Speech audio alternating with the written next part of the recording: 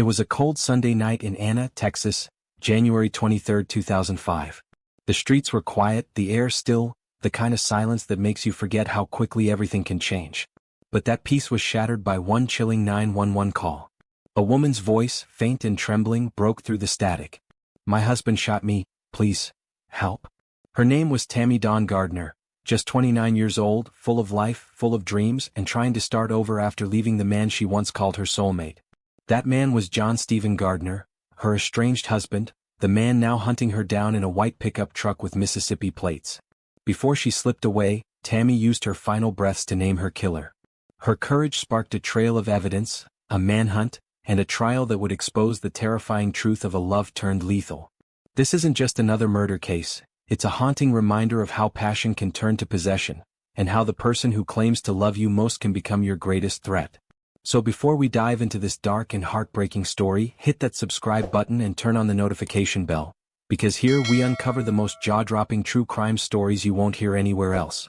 They say every tragedy begins with a moment of pure happiness, a spark so bright it blinds everyone to the darkness quietly growing beneath it. For John Steven Gardner and Tammy Gardner, that spark was love. In the beginning, their story could have belonged to anyone. Two people drawn together by charm, laughter, and a shared dream of something lasting. John was confident, easygoing, and kind in public. He worked hard, treated strangers with respect, and seemed like the type of man any woman would be proud to bring home. Tammy, on the other hand, was light itself, a woman whose kindness could fill a room, whose laughter came easily, and whose belief in love was stronger than most. Together they looked like a perfect match.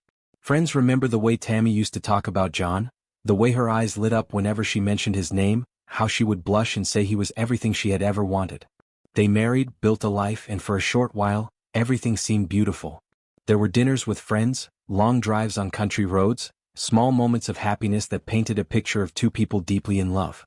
But as the months passed, the fairy tale began to unravel. John's love began to change. The same intensity that once felt protective began to feel possessive.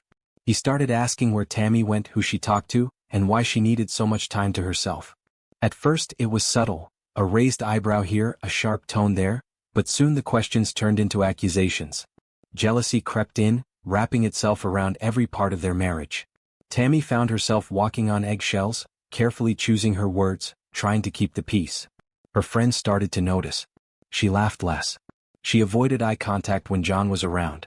The once confident, joyful woman who had dreamed of a simple, happy life was fading into someone quieter, someone scared to speak her mind. Those closest to her saw the red flags waving, but Tammy kept insisting everything was fine. She believed he would change.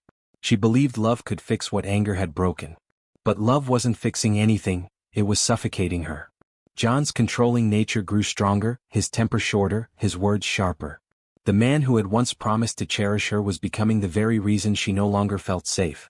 What had started as devotion had turned into domination, and the walls of their home, once filled with laughter, now echoed with tension and fear. By 2004, Tammy Gardner had reached her breaking point. Years of fear, manipulation, and emotional torment had drained every ounce of strength she had left to give.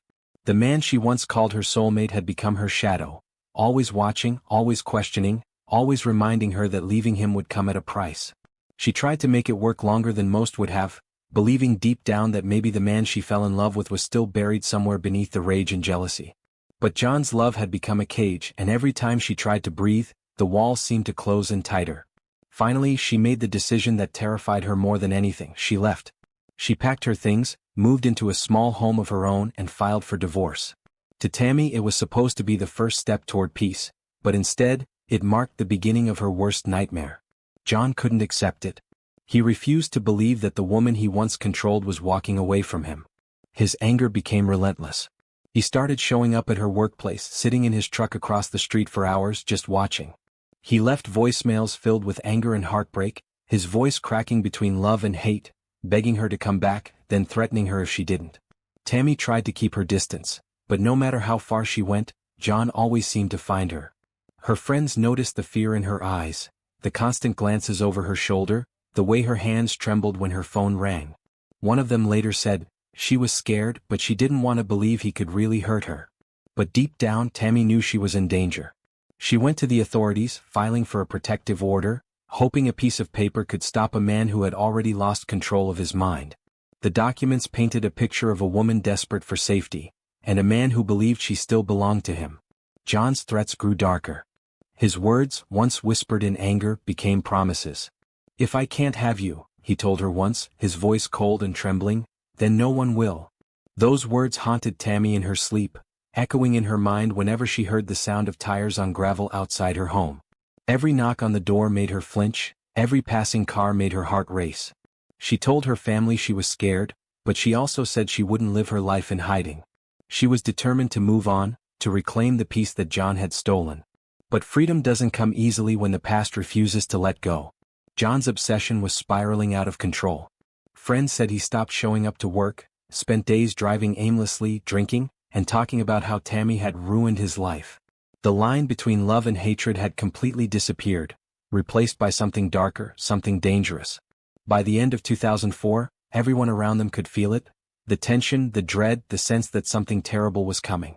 Tammy's courage kept her going, but John's anger was a ticking bomb, and all it needed was one spark to explode.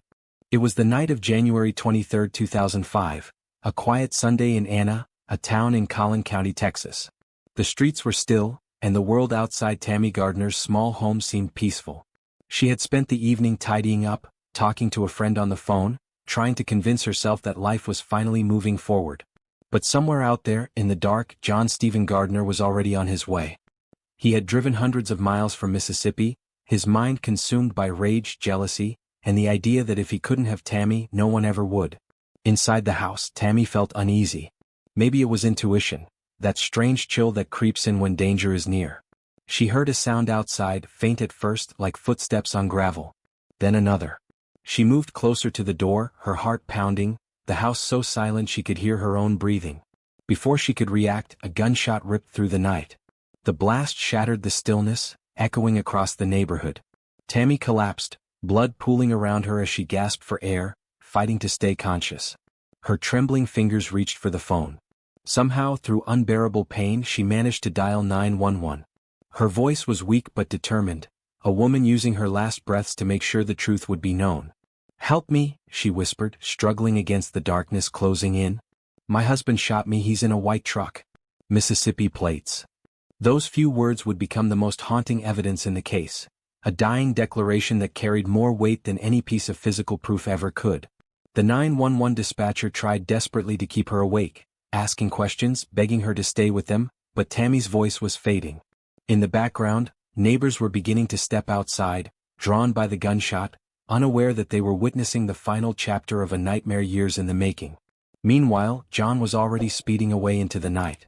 The white truck tore down the empty roads, his hands gripping the steering wheel, his face blank, a man who had crossed the line between anger and evil. There was no panic, no regret, only the cold silence of someone who had done exactly what he intended to do. Back at the scene, sirens wailed in the distance, their red and blue lights cutting through the darkness as paramedics rushed in.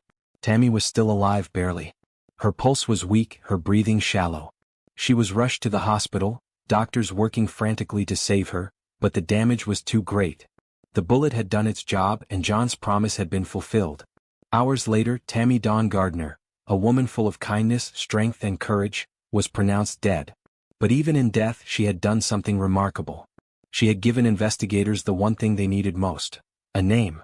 When the echo of the gunshots faded into the night and the flashing red and blue lights cast eerie shadows across Tammy Gardner's home, investigators stepped into a scene that whispered both tragedy and fury. What began as a frantic 911 call soon turned into a manhunt, one that would uncover an intricate web of obsession, control, and premeditated murder. And as detectives began connecting the dots, every path, every shred of evidence, and every haunting trace led to one man, John Steven Gardner. Detectives from the Waxahachie Police Department worked tirelessly, piecing together a puzzle of heartbreak and violence.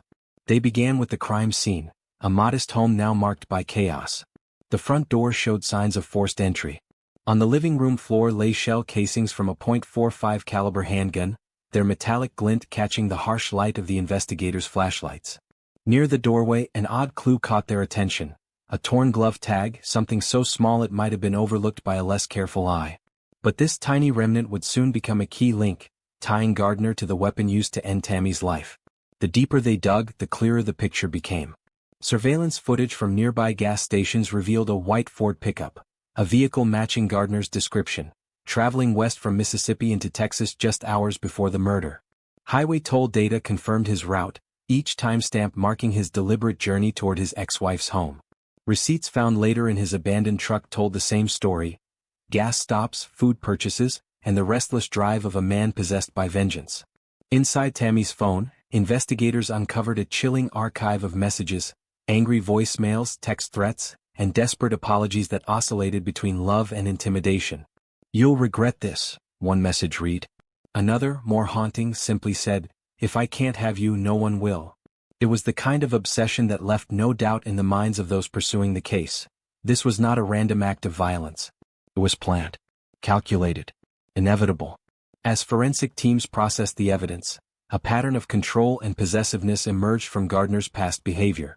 Friends and co-workers recounted how Tammy had lived in fear even after the separation, how she had changed her phone number, avoided her usual routes, and even considered moving out of state. But Gardner's shadow had followed her. Detectives interviewed witnesses who saw a white truck circling her neighborhood in the days leading up to her death. Each testimony added weight to the growing suspicion that Gardner had been stalking her, watching her every move, waiting for the perfect moment to strike.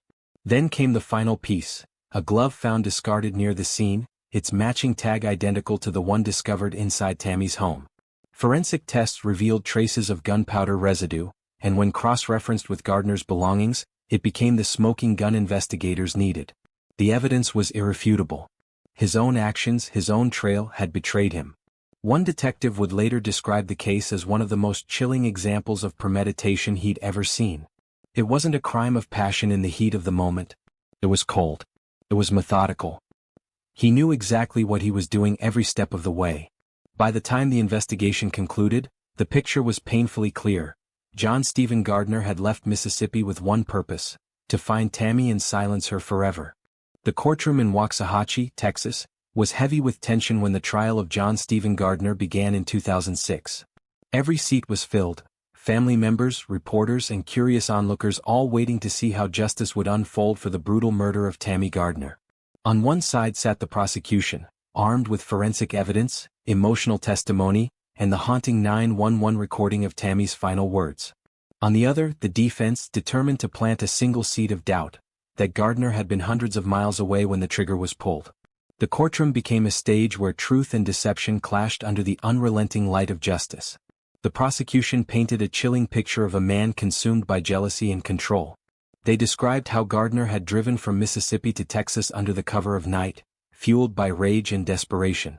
In slow, methodical detail, they walked the jury through every piece of evidence: the glove tags found both inside Tammy's home and along the path leading away from the scene, the credit card receipts showing Gardner's purchases along the highway, the surveillance footage of his white truck crossing state lines, and most damning of all, Tammy's own voice calling for help, identifying John Steven Gardner as her shooter.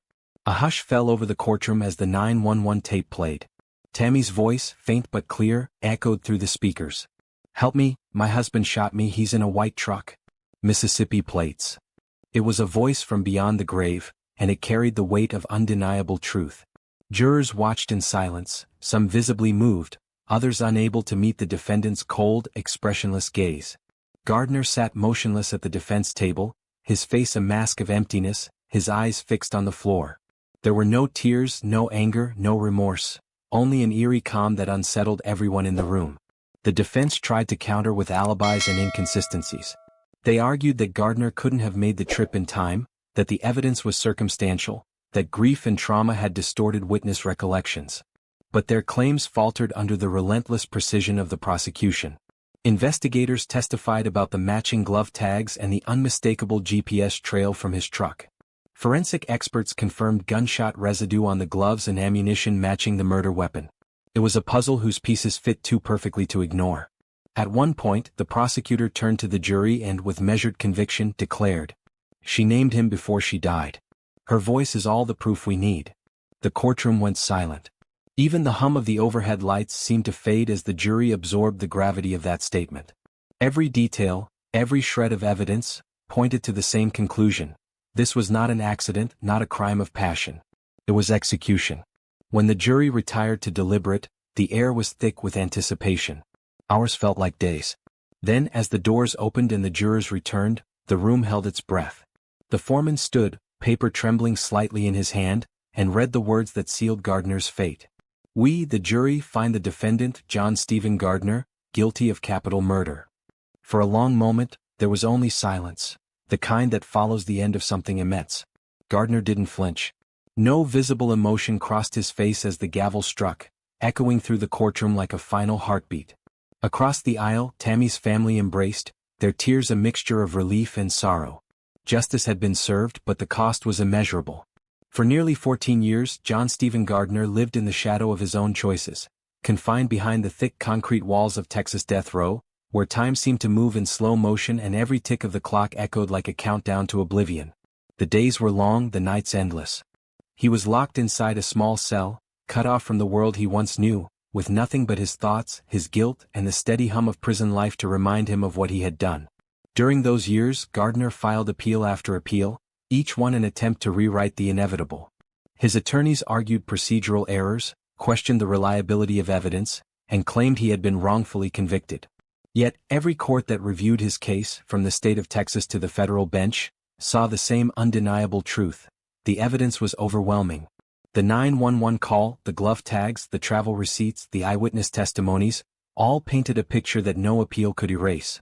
One appellate judge wrote succinctly in the court's opinion, "The record leaves no reasonable doubt as to Gardner's guilt."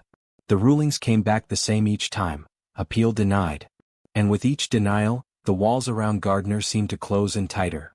Life on death row was a cycle of monotony and isolation. The corridors echoed with the footsteps of guards, the metallic clang of doors, and the occasional murmurs of other inmates awaiting their own fates. Gardner spent most of his time writing letters, some to relatives, others to legal advocates, but they carried no apology, no remorse. Just the mechanical rhythm of a man fighting to delay what he knew was coming. He sketched, he read, he waited. But for a man who once controlled every aspect of another's life, he now had control over nothing, not even his own future. Outside those prison walls, the world moved on, but for Tammy's family, the pain remained frozen in time. Each year that passed without resolution felt like another wound reopening. Her parents, her siblings, and her closest friends never stopped speaking her name. They attended every hearing, wrote victim impact statements, and sat through the motions of Gardner's appeals, reliving the nightmare each time. One family member would later say in an interview, "We waited 15 years for this day, 15 years of watching the man who took her life still breathe, still eat, still exist." It was unbearable. As Gardner's appeals dwindled, so too did the public attention surrounding his case. What once made headlines had faded into the quiet persistence of justice delayed but not forgotten. The families of both sides lived under the same shadow, one bearing grief, the other shame. And in the sterile, fluorescent-lit world of Texas death row, Gardner's reality was reduced to routines. Wake up at dawn, count, meals slid through a narrow slot, lights out at night. The monotony was punishment enough for some, but not for those who remembered Tammy's final words on that desperate night in 2005. For Gardner, the passing years blurred together. Each new appeal denied was another day closer to the inevitable. Each calendar page torn away brought him one breath nearer to the end. But there were no outbursts, no cries for mercy, only an eerie calm acceptance that settled over him as the years turned into more than a decade. On the cold evening of January 15, 2020, inside the high walls of the Walls Unit in Huntsville, Texas, the state's oldest prison and the home of its death chamber, John Steven Gardner took his final walk. After nearly 14 years on death row, his time had finally come. The corridors were silent except for the steady rhythm of footsteps echoing off the concrete floor as guards escorted him toward the small, sterile room where Texas carries out its most irreversible sentence. Outside the prison gates, a small crowd had gathered, some holding candles in remembrance of Tammy Gardner, others standing quietly, watching history close one of its darker chapters. As Gardner entered the death chamber, the room was cool and still, its walls painted a pale green that seemed to drain the color from everything around it. A thick glass window separated him from witnesses, on one side reporters and state officials, on the other members of Tammy's family holding hands, bracing for a moment they had waited more than a decade to see. The execution team moved with solemn precision, securing Gardner to the gurney, fastening the straps across his chest and legs. The heart monitor beeped softly, the sound of life counting down in real time. He was asked if he had any final words. Gardner's voice, calm but trembling at the edges, broke the silence. "I would like to say sorry for the grief I have caused. I hope you find peace, joy and closure. Whatever it takes to forgive me. I'm sorry. I know you cannot forgive me, but I hope one day you will." It was short, measured, and for many who watched, far too late. His eyes lingered on the ceiling as the warden gave the signal. The executioner opened the line, and a clear chemical flowed through the tubes, finding its way into his veins. Within seconds, Gardner's breathing slowed. His chest rose and fell once, then again, and then stopped. A deep stillness filled the chamber. The heart monitor, once rhythmic, shifted into a single, unbroken tone, a flat line that cut through the air like a whisper of finality. At 6:20 p.m., the warden announced the words that marked the end of Gardner's story. Time of death, 6:20 p.m. Outside, the evening sky was painted in shades of gray and orange. Reporters typed their stories, officers returned to their posts, and the small crowd began to disperse. For Tammy's family, there were tears, not of celebration but of weary relief. One family member was quoted as saying, "We didn't want revenge. We just wanted peace." At a candlelight vigil later that night, flickers of flame danced in the wind as those who loved Tammy remembered her, not as the victim of a brutal crime, but as the kind, hopeful woman she had always been. Her laughter, her kindness, her dreams, all of it stolen by the man who once vowed to love her forever. And now, finally, justice had spoken. If you made it this far, thank you for watching.